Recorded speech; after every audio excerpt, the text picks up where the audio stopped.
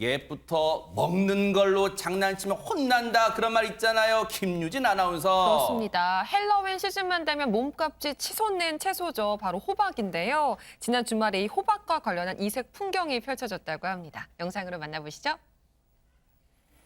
언덕 위에서 노란 호박을 쏟아내는 화물차. 수십 개의 호박들이 아이고. 언덕 아래로 속절없이 굴러 떨어지고 있습니다. 아이고, 아까워서 어떡해요. 그러니까요. 근데 여기서 그치지 않고 사람들이 지금 호박을 집어서 던지고 있는 모습인데요. 주워드는 게 아니라 던져요 지금. 그러니까요. 그것도 모자라서 이제는 썰매를 타고 언덕을 내려오기 시작합니다. 호호. 으깨진 호박으로 인해서 길이 미끄러워진 덕분에 썰매는 슝슝 잘도 내려가고 있는데 먹기도 아까운 호박으로 이래도 되는 건지 한편으로는 걱정스러운 마음이 들기도 하네요. 아니 대체 왜 저러는 걸까요? 유인경 평론가님 세상에. 예, 저 클리블랜드라는 곳은요, 오하이오주의 북부인데요. 아하. 저 지역의 한 고등학교 학생들이 할로윈 데이 있날 그냥 장난 삼아서 호박을 한번 굴려보기 시작한 게 재밌는데 신난데 좀 전통처럼 된 것 같습니다. 이렇게 1967년에 시작됐으니까 벌써 50여 년이 지난 일인데요. 네. 물론 일부에서는 호박 낭비다, 네. 음식물 갖고 정말 장난하지 마라는 얘기도 있었지만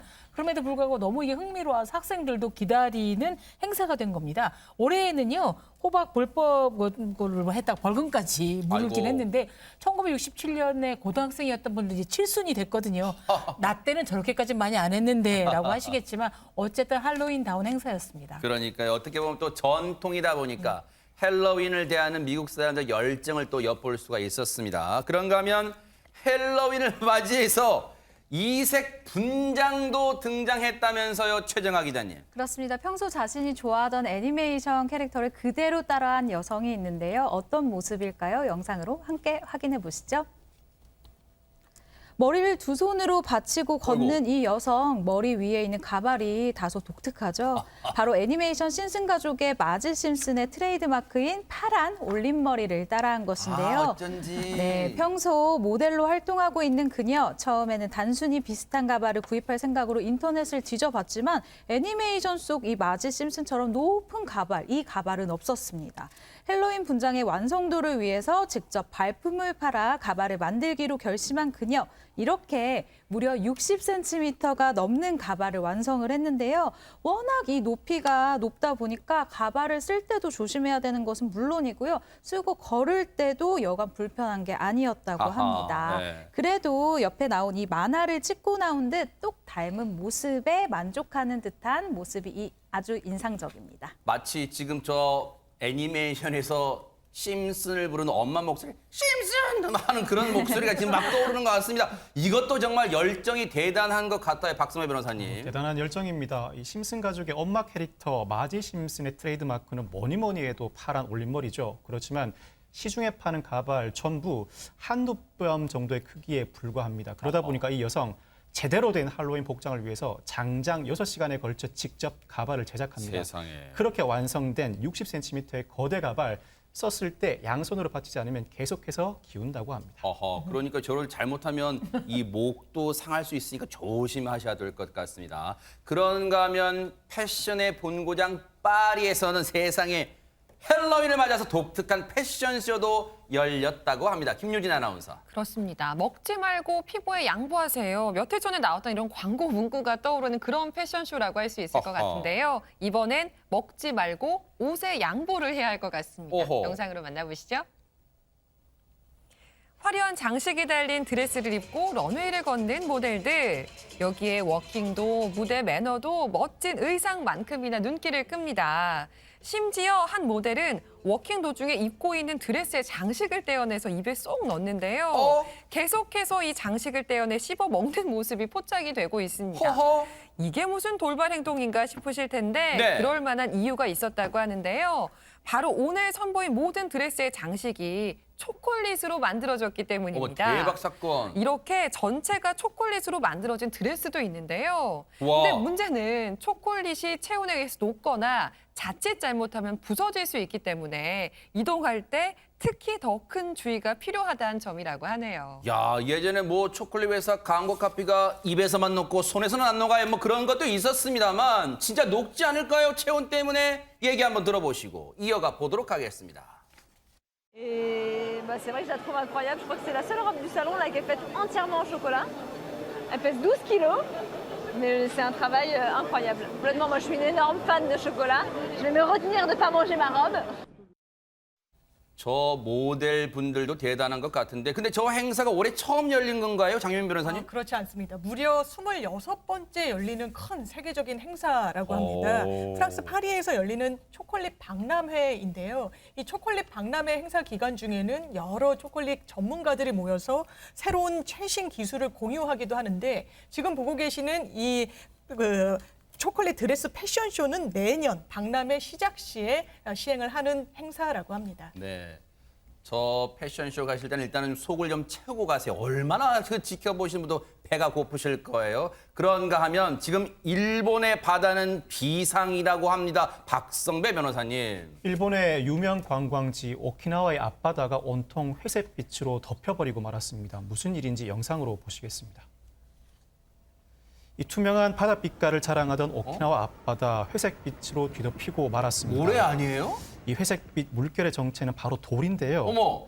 바다에 몸을 담긴 여성의 몸에도 작은 돌들이 가득 묻어 나옵니다. 세상에. 이 작은 돌덩이들 정체는 바로 화산석입니다. 세상에. 이 지난 8월 일본 오가사와라 군도 해저 화산이 분출하면서 엄청난 양의 화산석이 생겨났고, 이 화산석들이 해류를 타고 1,400km나 떨어진 오키나와까지 떠밀려 내려온 것입니다. 어머 세상에. 언뜻 보면 여러분 그냥 모래사장인 줄 알았잖아요. 지금 상당히 심각한 상황이라고 하는데요. 저곳을 찾으신 여성분 얘기 들어보시고 이어가 보도록 하겠습니다.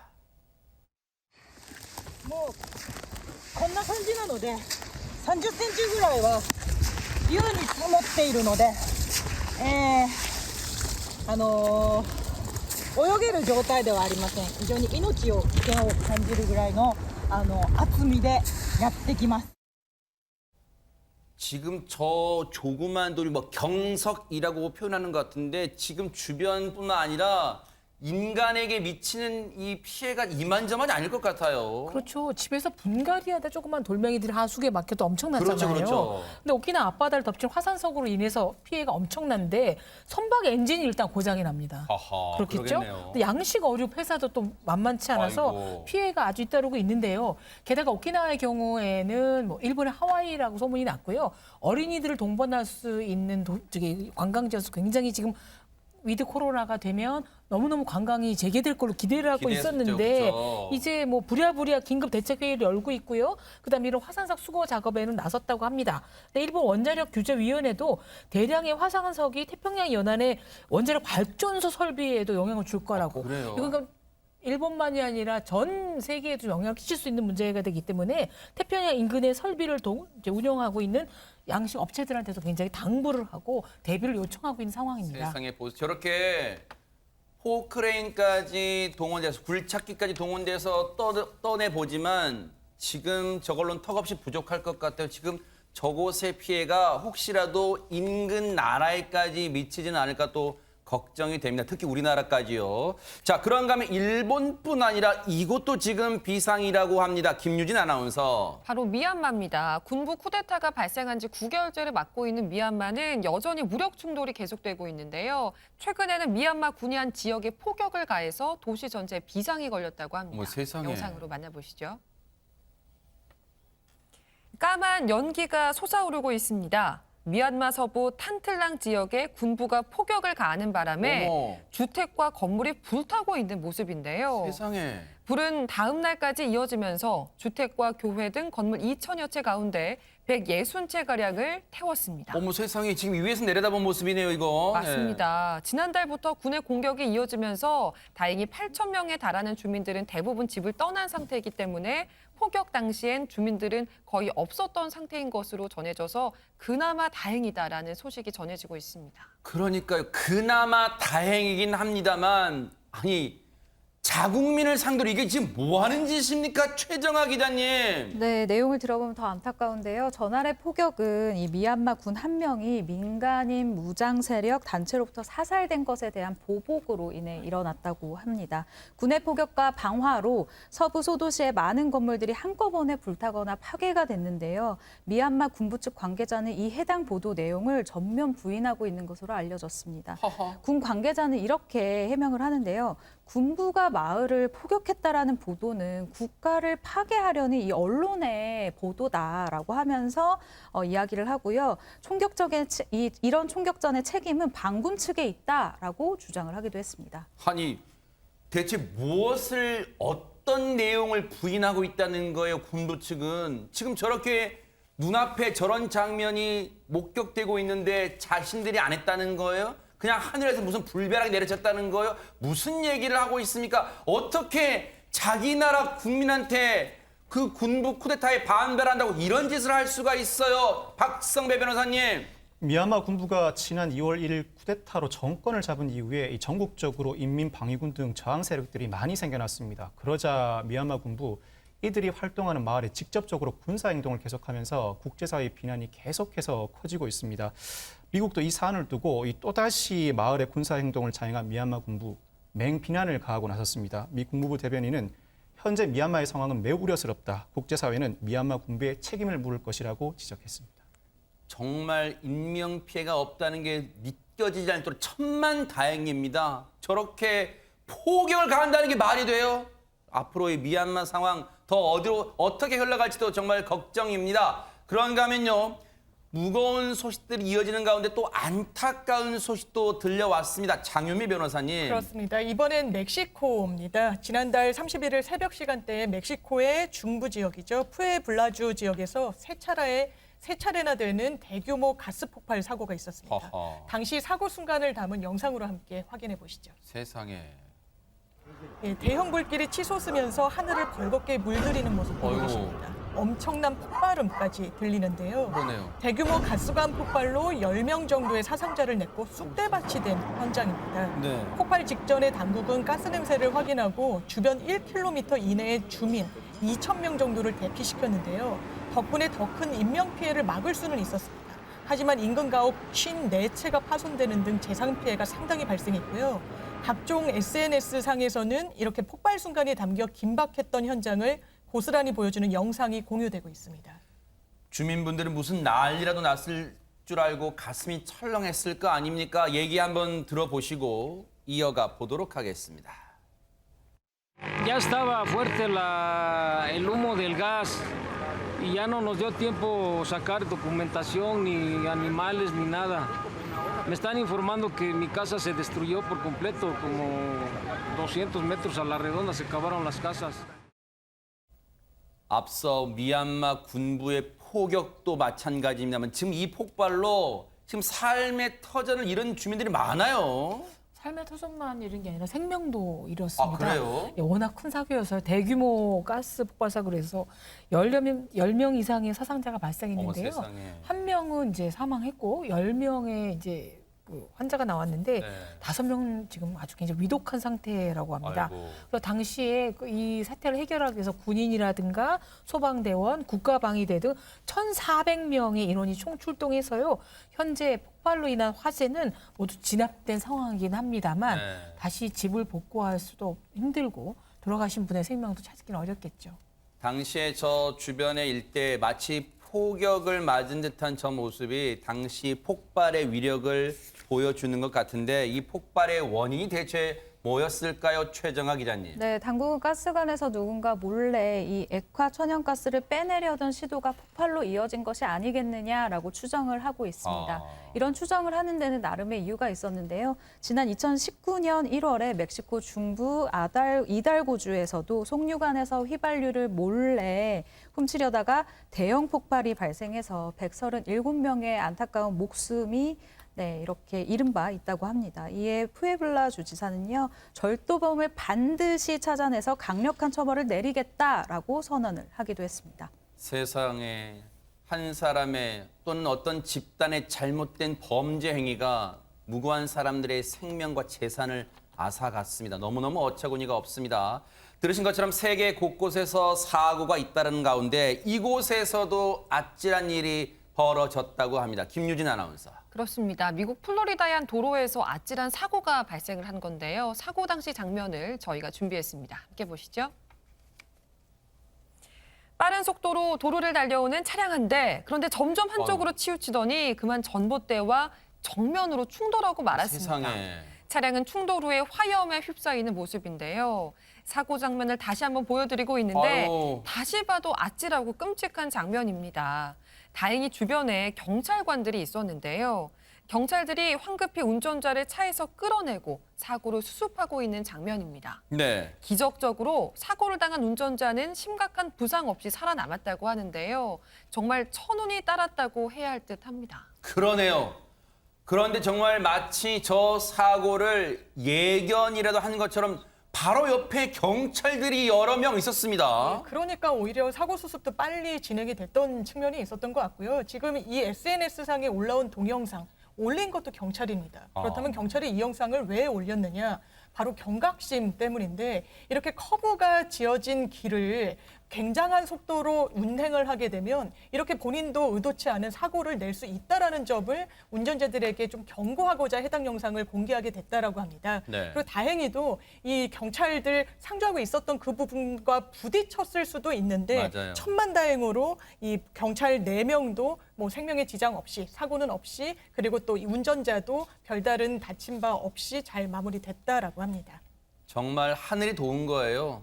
지금 저렇게 경찰 쪽으로 차량이 덮쳤다면 지금 장유미 변호사님 말씀처럼요. 더 아찔한 인명피해 났을 거고 지금 또 하나의 중요성이 있습니다. 운전자는 분명히 안전벨트를 맸을 거예요. 정말 안전벨트의 중요성을 새삼 또 느낄 수 있는 그런 사고였습니다. 그런가 하면 가슴을 쓸어내린 사람이 또 있었다면서요, 최정아 기자님. 네, 스페인령 카나리아 제도에 있는 화산에서요. 지난 9월 화산이 수십일째 계속해서 분출을 하자 이 스페인 군대에서는 15일간 구조 작업을 펼쳤다고 합니다. 아하. 그런데 이곳에서 애타게 도움의 손길을 구조 요청을 하고 있었던 이런 누군가가 있었다고 하는데요.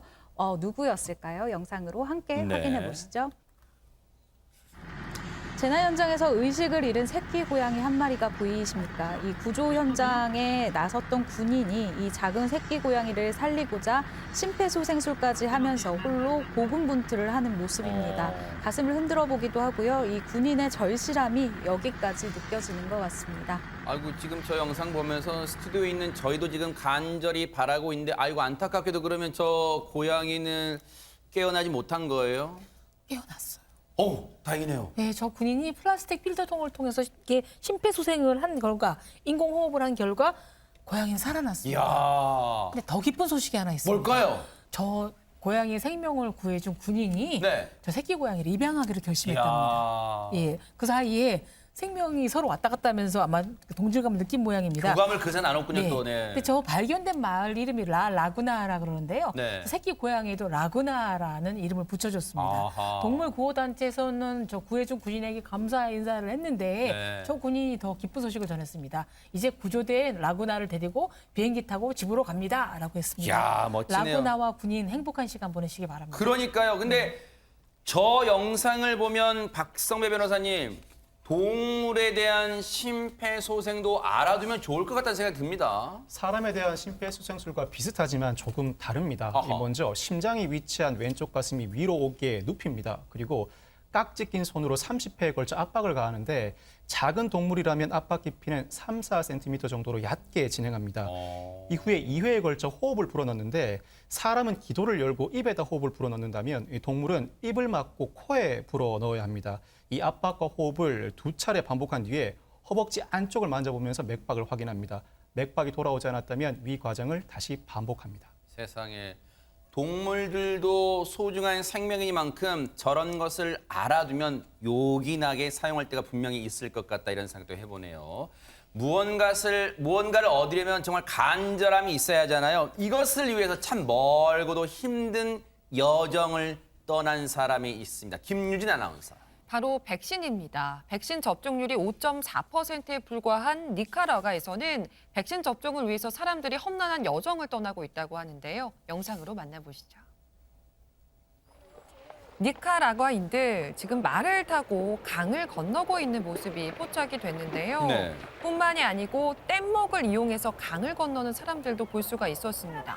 그야말로 험난한 행렬이 이어지고 있는 건데요. 마치 뭐 영화 장면 같기도 해요, 사실은. 네. 이렇게 엄청난 인내로 국경을 넘어서 이들이 다다른 곳, 다름 아닌 이웃나라 온두라스의 백신 접종센터라고 합니다. 어허. 접종센터에 험난한 여정을 이어서 가도 그곳에서도 대기줄이 끝없이 늘어서 온 모습을 아이고. 볼 수가 있는데요.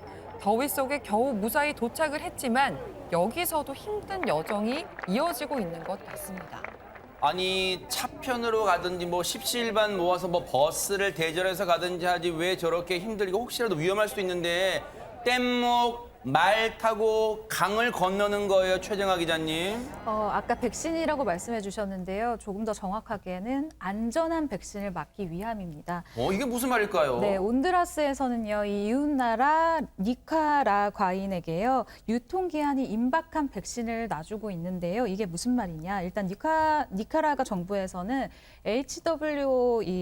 WHO 승인을 받지 못한 백신을 사용을 하고 있습니다. 아하. 그렇기 때문에 나라에서 주는 백신을 믿지 못하겠다라고 생각하는 국민들이 점점 더 늘어나고 있는 것인데요. 실제로 이 니카라과에서는요, 접종률이 5.4%밖에 되지 않습니다.